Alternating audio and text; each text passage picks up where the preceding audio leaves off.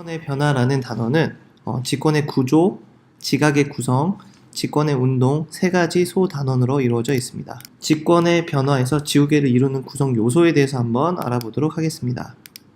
자, 지구계라고 불러주는 것은 우리가 계라는 것은 보통 시스템이라는 단어를 많이 사용합니다. 여러 개 구성 요소가 모인 것을 계라고 불러주는데 지구에서는 대륙과 바다 그리고 구름 등 다양한 것들이 모여 있는 것을 알 수 있습니다. 또 지구의 환경 안에는 사람을 포함한 수많은 생물들이 살아가고 있는데 이런 모든 것들을 포함한 것을 지구계라고 불러줍니다. 커다란 전체 안에서 서로 영향을 주고받는 구성 요소들의 집합을 계라고 불러줍니다. 자, 그래서 지구를 구성하는 요소들의 집합을 지구계라고 불러줍니다. 자, 그러면 지구계에는 5가지의 구성 요소가 있는데 구성 요소는 첫 번째 직권, 두 번째 수권, 세 번째 기권, 네 번째 생물권, 다섯 번째 외권으로 구분할 수 있습니다.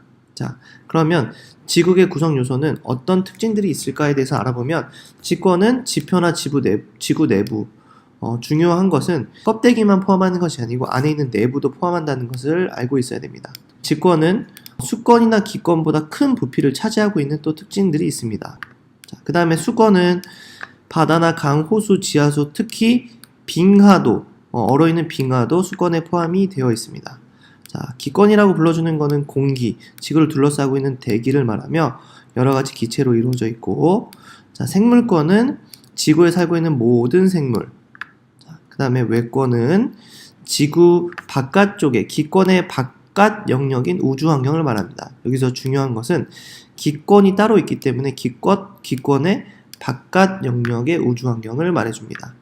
두 번째, 직권을 이루는 층은 어떻게 되어 있는지 한번 알아보도록 하겠습니다. 물체 내부를 직접 조사하기 어려울 때는 우리는 지구 내부를 간접적으로 알아낼 수 있는데 지구 내부를 직접 조사할 수 없을 때 간접적인 방법을 조사하는 것은 지진파라는 방법이 있습니다. 지진파는 지구 내부에서 지진이 발생할 때 사방으로 전달되는 진동으로 물질에 따라서 전달되는 빠르기가 다르기 때문에 지진파를 통해서 지구 내부를 효과적으로 알 수 있습니다. 하지만 지진파를 통해 조사하는 방법은 지구 내부를 어떤 물질의 상태인지는 알 수 있어도 그 안에 내용물의 자세한 구성 물질은 알 수 없는 단점이 있습니다. 자, 그러면 지구 내부는 어떤 특징이 있을지 알아보면 지진파 조사를 이용해서 확인해본 지구 내부는 크게 4가지로 나눌 수 있습니다. 자, 4가지 중에 첫 번째 지각은 우리가 살고 있는 지구의 두께가 가장 얇은 층, 실제로 지구의 지각의 평균 두께는 35km 밖에 되지 않습니다. 그리고 우리가 살고 있는 지각은 여러 가지 암석으로 이루어져 있고 고체 상태입니다.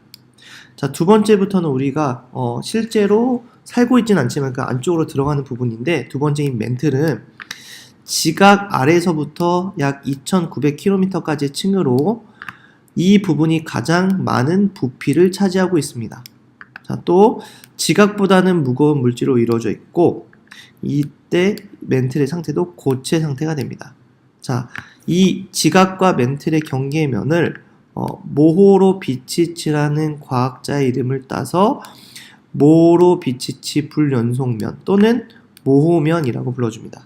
세 번째 외핵은 멘틀 2900km부터 5100km까지의 층으로 액체 상태로 추정이 됩니다. 자, 정확하게 알 수는 없기 때문에 액체 상태로 추정을 하고 있습니다. 자, 근데 내핵은 그 밑에 5100km부터 지구 중심까지의 전체 층인데 여기는 고체 상태로 추정이 됩니다.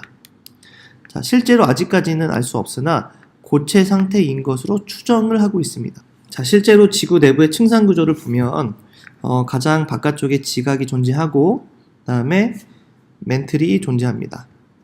자, 그리고 외핵, 자, 내핵이 존재하고 실제로 멘틀이 가장 많은 부피를 차지하고 있는 것을 알 수 있습니다. 멘틀 위의 지각은 대륙 지각과 해양 지각으로 나눌 수 있습니다. 자, 지각을 이루는 암석에 대해서 한번 알아보도록 하겠습니다. 우리가 살고 있는 지구의 표면은 단단한 암석으로 이루어져 있습니다. 자, 이런 암석을 주변에서 흔히 볼 수 있는데 이 암석의 종류는 밝은 색의 암석을 갖고 있는 경우도 있고 조금 어두운 색을 보이는 암석이 있을 수도 있고 아니면 이렇게 줄무늬가 있는 암석이 있을 수도 있습니다. 자, 이런 암석은 생성 과정에 따라 화성암, 퇴적암, 변성암으로 분류할 수 있습니다. 자, 먼저 그림을 통해서 한번 보도록 하겠습니다. 이런 마그마가 굳어서 생긴 암석을 화성암이라고 불러줍니다. 자, 이런 화성암은 종류가 생기는 광물의 결정에 따라서 달라지게 되는데, 자, 그림을 통해서 보면 마그마가 밖으로 나와서 갑자기 급격하게 식어서 생긴 화성암을 화산암이라고 불러주고, 지하 깊은 곳에서 천천히 식어서 만들어진 암석을 심성암이라고 불러줍니다.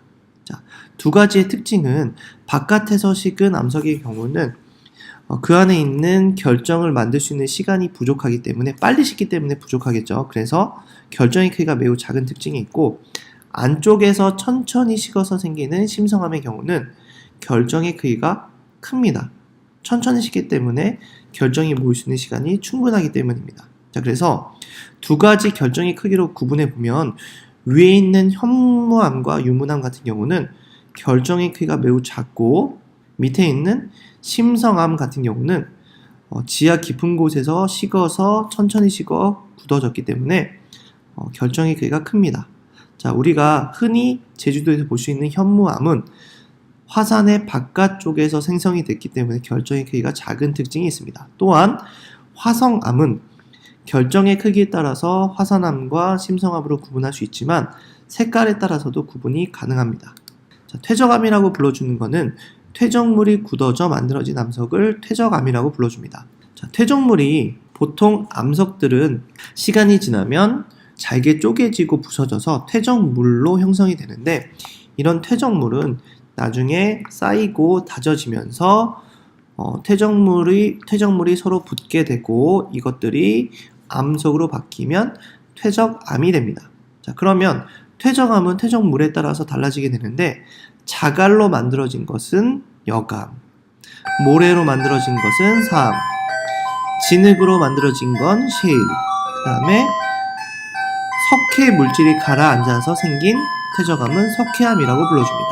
자, 세 번째, 암석의 종류 중에 변성암은 높은 열과 압력을 받으면서 성질이 변해서 생긴 암석을 변성암이라고 불러줍니다.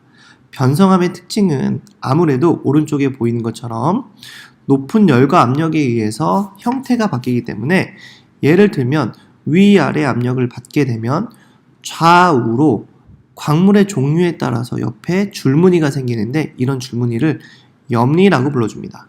자, 그래서 보면 사암이 변해서 생기면 규암이 되고, 석회암이 변해서 생기면 대리암이 되고, 셰일이 변하면 편암을 거쳐서 편마암으로 바뀌게 됩니다. 자, 화강암이 바뀌면 편마암이 됩니다. 자, 암석을 이루는 광물에 대해서 알아보도록 하겠습니다. 암석은 광물이 모여서 된 것을 암석이라고 불러줍니다. 자, 그럼 암석을 부시면 자그마한 알갱이인 광물이 나오겠죠. 이런 광물은 4,000여 종이나 되지만 우리 지구에 있는 광물은 보통 몇 가지가 줄을 이루게 됩니다. 그런 광물을 조암광물이라고 불러줍니다. 자, 그래서 광물이 모이면 암석이 되고, 암석이 모이면 지각이 되고, 지각과 다른 요소가 모이면 지구가 되는 것입니다. 자, 광물은 어떤 특징이 있을지 한번 알아보게 되면, 광물은 4,000여 가지가 된다고 했는데 그런 광물들을 구별할 수 있는 방법은 아주 많습니다. 가장 많이 구분하는 방법은 우리가 쉽게 볼 수 있는 색으로 구분할 수 있습니다. 자, 그래서 광물의 색으로 구분하면 석영과 장석은 밝은색 광물, 흑음모, 각섬석, 휘석, 감남석은 어두운 색 광물로 이렇게 구분할 수 있습니다. 자, 또 다른 구분 방법은 조음판이라고 하는 그 판에 광물을 긁어서 나오는 광물 가루의 색으로 구분하는 방법인데, 그것을 조흔색이라고 불러줍니다.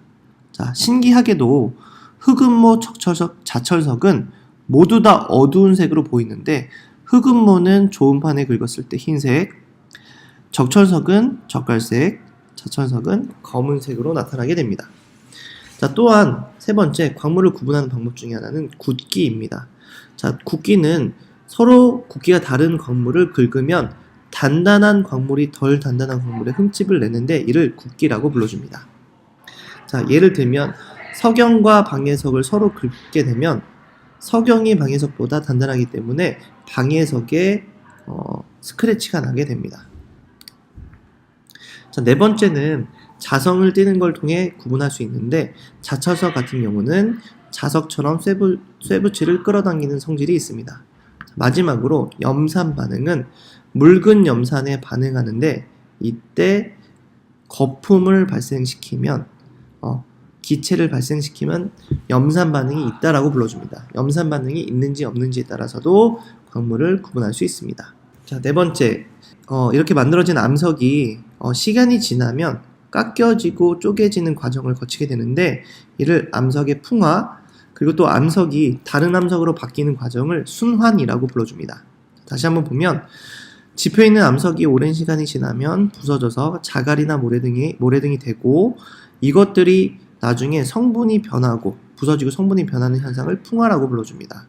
자, 풍화를 일으키는 주요 원인에는 물, 공기, 생물 등이 있고 풍화를 일으키는 모든 작용을 풍화작용이라고 불러줍니다. 자, 그러면 우리가 살고 있는 토양은 어떻게 생성이 되는지 알아보도록 하겠습니다.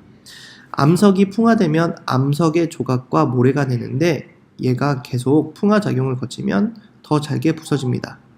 자, 더 잘게 부서진 것들이 점점 오랜 시간 동안 풍화작용을 받으면 식물이 자라고 동물이 생활할 수 있는 흙인 토양이 만들어집니다. 자, 그래서 토양의 생성 과정은 다음과 같습니다. 자, 예를 들면 암석들이 점점점 부서지면 암석 조각과 모래로 이루어진 층이 되고 이것들이 물에 녹은 물질과 진흙 등으로 만들어진 층이 쌓이게 되고 이 위층에 생물이 살아가기 적당한 층이 만들어지게 됩니다. 점점점 위의 층이 많이 형성이 됩니다. 자, 그러면 암석이 다른 암석으로 변할 수 있을까? 암석은 당연히 다른 암석으로 변할 수 있습니다. 그래서 풍화작용이나 지각변동 등이 일어나 암석이 끊임없이 다른 암석으로 변하는 과정을 암석의 순환이라고 불러줍니다.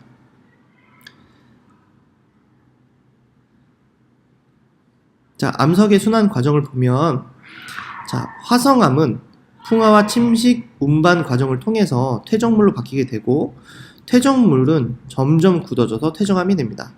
자, 퇴적암은 변성암으로 바뀔 수 있습니다. 높은 열과 압력에서 똑같이 화성암도 바로 높은 열과 압력에 의해서 변성암으로 바뀔 수 있습니다.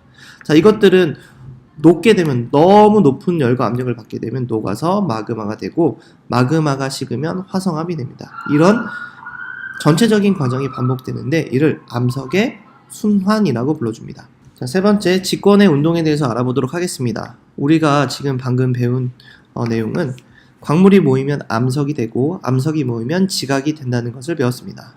자, 하지만 우리가 지금 살고 있는 지구, 지각은 자, 모양이 많이 바뀌었습니다. 과거에는 하나로 붙어 있는 형태라고 과학자가 이제 주장을 했었습니다. 자, 그 주장한 과학자가 바로 베게너라는 과학자인데 베게너는 판게아라는 하나의 땅덩어리라는 개념을 통해서 판게아로 구성되어 있던 지각이 점점 시간이 지나면서 흩어졌다고 이렇게 주장하였습니다. 지지할 수 있는 증거가 한 4가지 정도가 되는데 첫 번째는 남아메리카와 아프리카의 해안선이 일치한다는 것입니다. 두 번째는 북아메리카, 남아메리카, 아프리카 그리고 유럽과 연결된 그 산맥들이 그 산맥의 모습이 일치한다는 것입니다. 세 번째는 화석이 각각의 대륙에서 똑같은 화석들이 관찰이 되는데 이를 이어보면 지역이 연결이 된다는 것입니다. 네 번째는 빙하의 이동의 흔적이 대륙에서 골고루 관찰이 된다는 것입니다. 자, 이를 통해서 베게너는 이런 증거들을 모아서 오랜 시간에 걸쳐 갈라지고 이동해서 현재와 같은 대륙이 분포하게 되었다는 대륙 이동설을 주장하였습니다. 대륙 이동설이 다른 가설로 바뀌게 되는데 그때 중요한 개념이 하나 등장합니다.